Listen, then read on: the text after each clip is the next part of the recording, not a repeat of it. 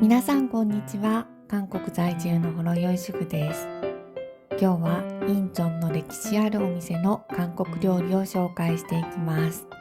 それから後半にはインチョンの人気観光スポットも紹介するので、よかったら最後まで見ていってください。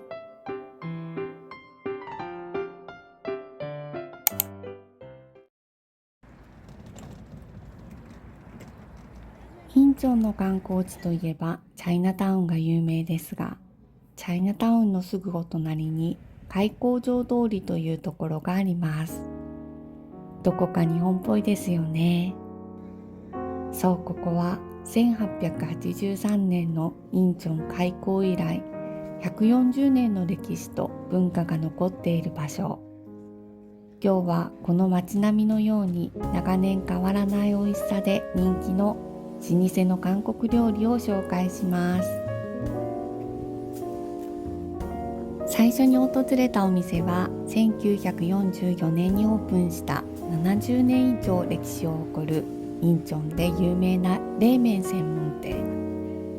メニューは冷麺だけじゃなく、スープやユッケジャン、1日数量限定で販売されるカルビタンなどがあります。来店した数日前にテレビに出たからすごいお客さんで1時間くらい待ってようやく案内されました。最初にキムチや角的などの基本のおかずと、お水の代わりに温かいスープがコップに入って出てきます。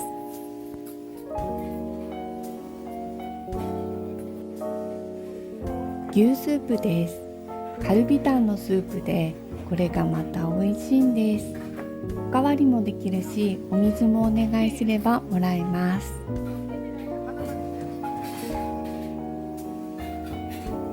スユクという牛の茹で肉を薄切りした一品料理です。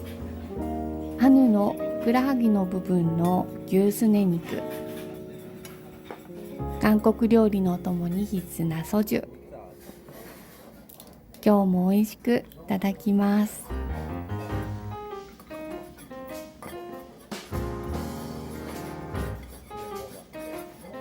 うまい。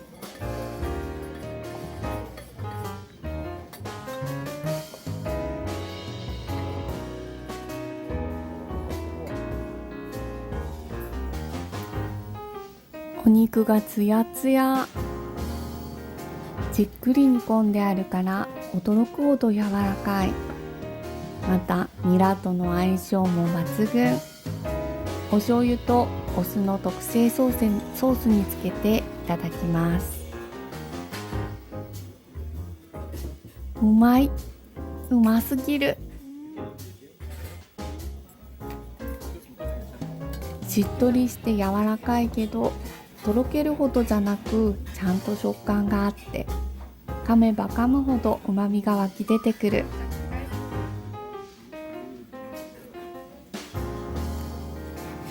これはソジュが進んじゃいますわ。次はユッケジャン。ここのユッケジャン、まずはビジュアルがちょっと違いますよね。スープが透明。赤いヤンニョンソースと混ざり合ってスープは赤くなったけど、全然辛くないし、あっさり超淡白なユッケジャン。一般的なユッケジャンとは別物のようにあっさりだけど、めちゃくちゃ美味しくって癖になる味。本当に体に優しいお味です。お肉の量もすごいです。美味しすぎる。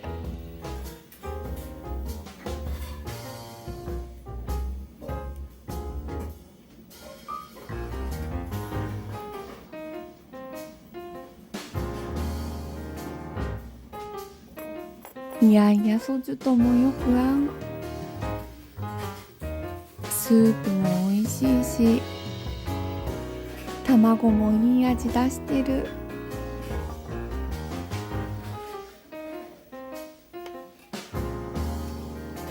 中身をある程度食べたらご飯を入れて食べます。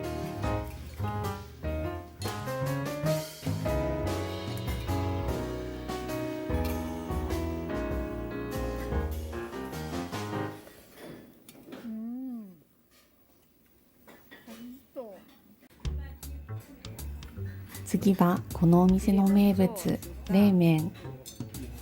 テーブルの紙に美味しい冷麺の食べ方が書いてあって、その通りにやってみると、まずはすぐにスープを味わいます。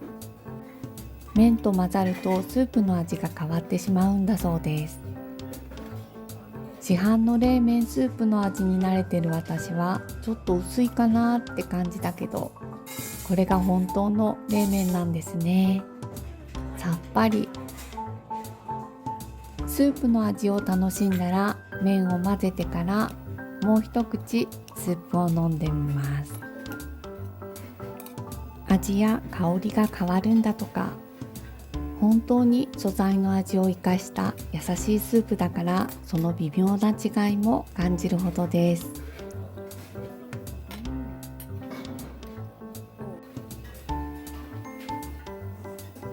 その後は好みに合わせてお酢やからしを入れていただきます。ここの冷麺も自分がいつも食べている冷麺とはちょっと違うけど、さっぱりつるつる美味しいです。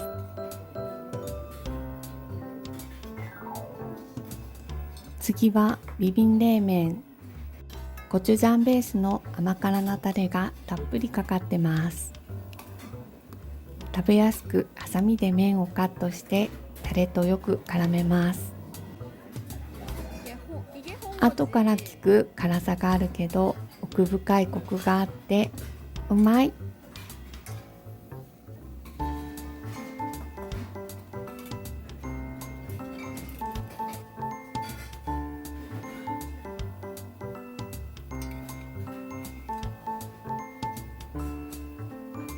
冷麺とつゆくの組み合わせが最高すぎてお箸が止まりません。今日のメニューは当たり前に食べてる定番韓国料理だけど、やっぱり長年愛されている老舗の味は一味違う。本当に美味しくって、あの味が恋しくて2度目の訪問。感動のユッケジャンと冷麺を注文しました。それから他の席の人がみんな注文していた緑豆チヂミも。これ全部同じ値段なんですが、内容量を考えるとユッケジャンが断然お得じゃないかなって思います。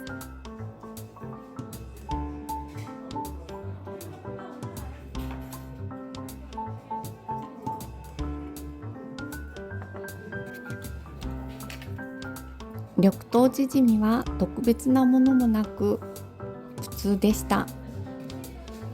これなら他のものを注文した方がいいかもしれません。ごちそうさまでした。次に紹介するのは1918年創業の中華料理のお店。100年以上続いている超老舗。ジャージャー麺やタンスユクがあまり好きじゃないので油淋鶏を注文。韓国ではカンプンキといってちょっとピリ辛ガーリックソースがかかってます。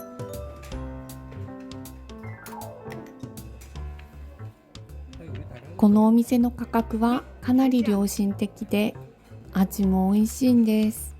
食べ終わるまでカリカリなのもすごい技術。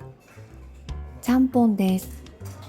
とにかく海鮮の量が多くって麺と同じぐらい野菜や魚介が盛りだくさんです。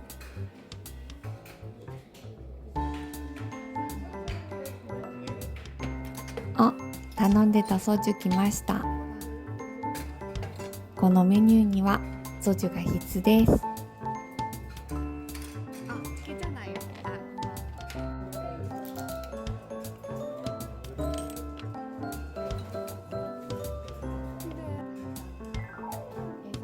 いただきます。ここから歩いて7分ぐらいの場所にチャイナタウンがあるんですが、あくまでチャイナタウンは観光地なのでちょっと値段が高めだったり、魚介や野菜の具材が少なかったりします。100年以上続く老舗は絶対に期待を裏切らないです。大満足でした。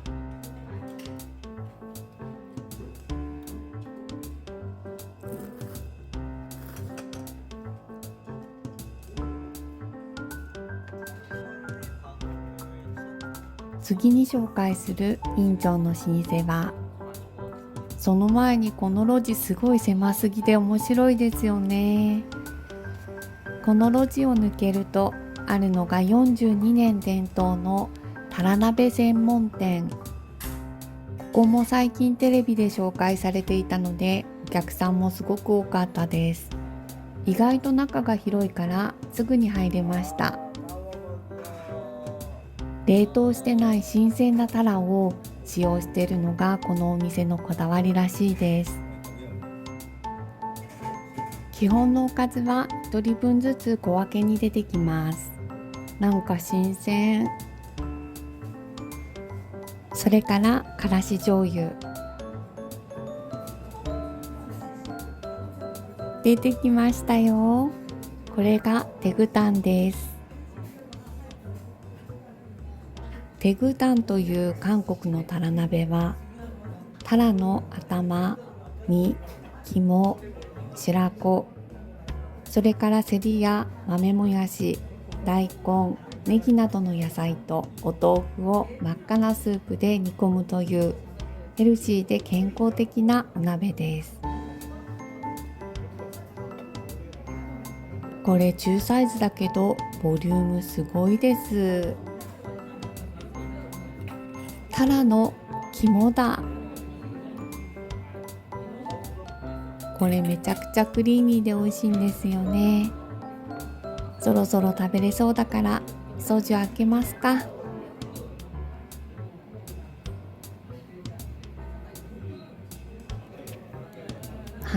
今お店の人がお鍋をかき混ぜてくれてます。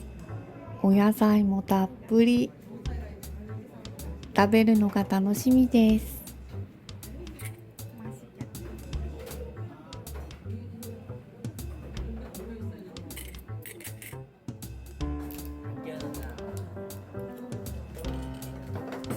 皆さんも一杯いかがですか？乾杯。いただきます。冷たくて美味しい。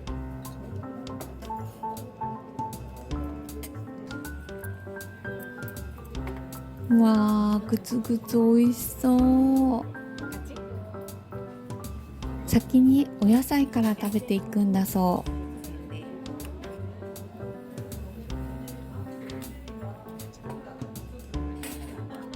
春菊です、これ。シャキシャキした野菜にはいいお味が染みついてる。お豆腐も香ばしくって美味しい。これは酒飲みにはたまりません。肝見つけた。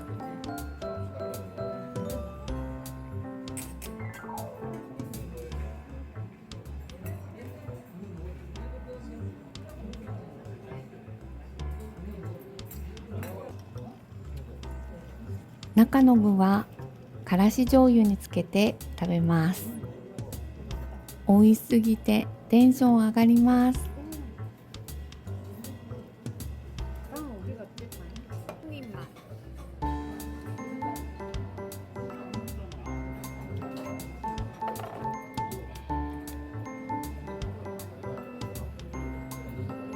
白子もプリプリ。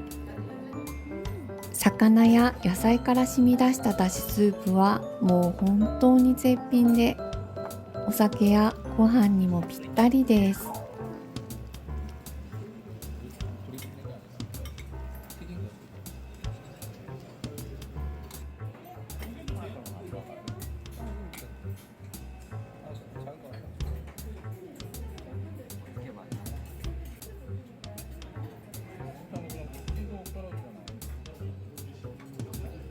身の引き締まったタラの食感も最高です。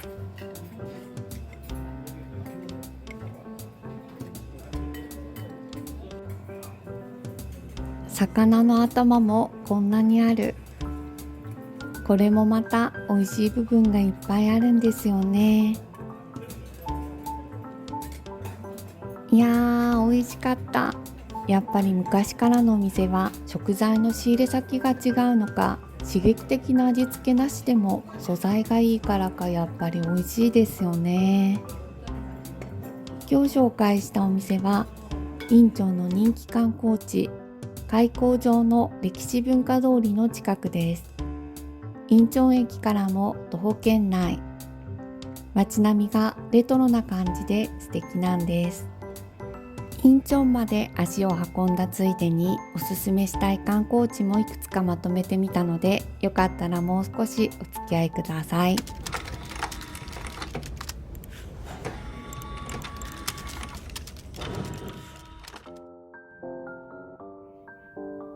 ここは韓国ドラマドッケビの撮影で使われた場所。1901年開港期の仁川に移住していた外国人が親交を深める社交場として建築されたそうです。現在は市民文化講座の場になっています。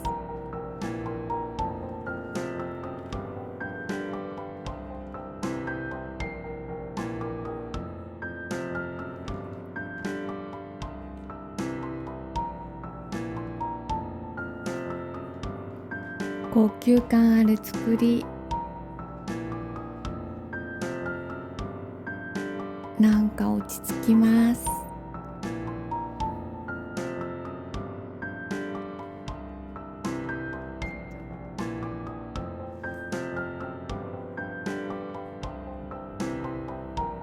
このチェムルポクラブの目の前にあるのがインチョン市民愛の家。この建物は1901年日本人実業家の別荘として建てられ、日本からの解放後レストランや社交クラブとして使用していたそうです。現在は文化交流空間として無料で観覧できるようになってます。開港期から現代までの歴史が詰まった建物です。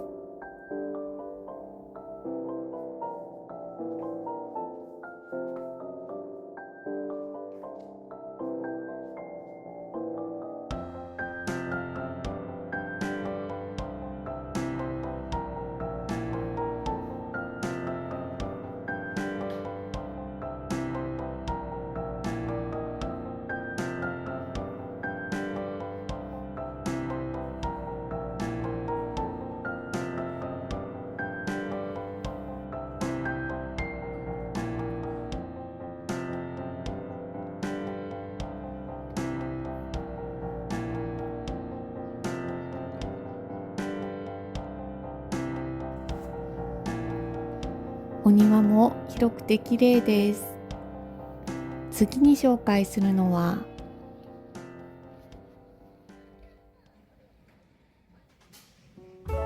1900年代のレトロ衣装をレンタルできる場所。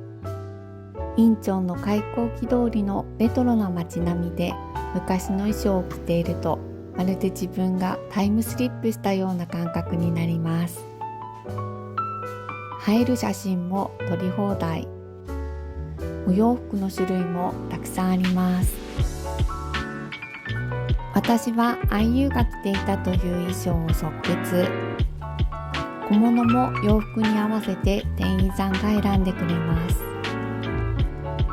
注意しないといけないのが1回しか試着できないそうです。サイズの交換のみ可能です。着替え終わったらお店の中にあるスタジオでセルフ写真撮影。雰囲気もいいのでいろいろ面白い写真が撮れました。IU が着てた服とはちょっと違うけど、これだけで楽しいです。この後白黒の写真をお店の人に撮ってもらって外でも写真撮影します。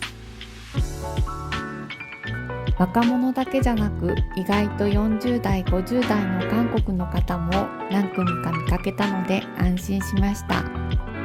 だから皆様も大丈夫です。頭からつま先まで変身して次の観光スポットに行ってみたいと思います。ここは韓国初の西洋式ホテル、開港後インチョン港を通って入国した外国人がソウルに行く前に滞在したホテルなんだそうです。そのホテルがさっき紹介した100年以上続く中華料理店になり、移転した後は歴史と映像資料を鑑賞できる博物館になってます。あいにくの休館日だったので外で記念撮影します。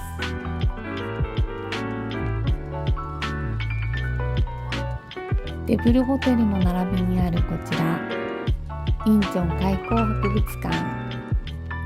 昔の日本第一銀行だったところ、現在は博物館としてインチョンの開港後の風景や歴史を感じられるようになってます。ここも休館日で入れなかったんです。残念。この辺り全体的に月曜日が休館日のようです。それから徒歩5分圏内にこのように日本風の建物がたくさん残っていて、歴史を学べる資料館などもいくつかあるので、ぜひ立ち寄ってみてください。休館日や観覧時間の確認は忘れずに。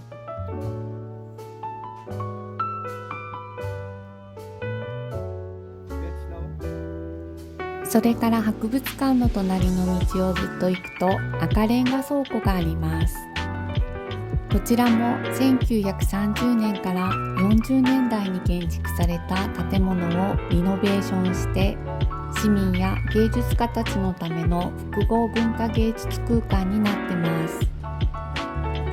展示場、資料館、講演会場、工房など13棟もあるそうです。建物の間の路地ごとに見どころが満載で、ここでも素敵な写真がたくさん撮れました。こちらはドッケビをはじめいろいろな人気ドラマや CM の撮影地となってます。